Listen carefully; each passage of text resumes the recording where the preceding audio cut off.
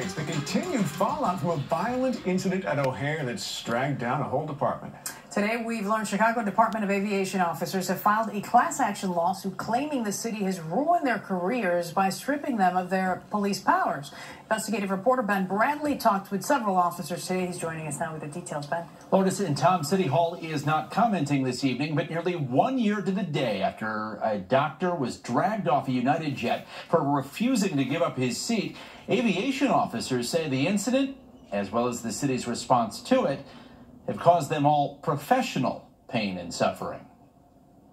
Kia Yates, I've been an aviation police officer for 17 years. Hello, my name is Officer Johnny Jimerson. I've been with the Department of Aviation Police for 30 years. Together, these four officers have a quarter-century experience protecting Chicago's airports and air travelers. Experience, they say, that has been erased because of one incident. An incident they weren't even involved in. To be scapegoat and change somebody's life as a public relation is a terrible game to play, and it shouldn't be played.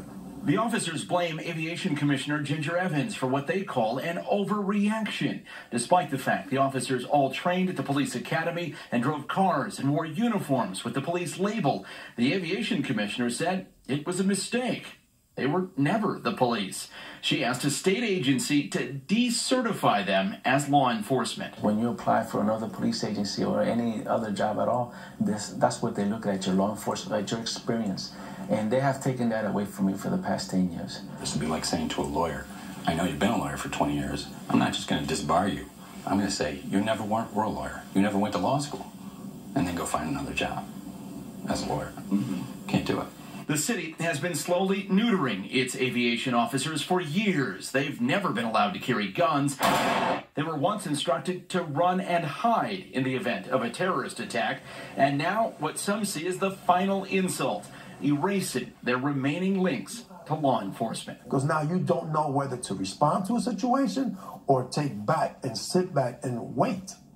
You don't, I don't know how to do that. I don't know how to do that. If there is a disturbance, if there is a problem, I'm running to that problem. That's what I was trained for, and that's all I know. The Illinois Law Enforcement Training and Standards Board confirms that these officers' time on the aviation force will not count as law enforcement credit.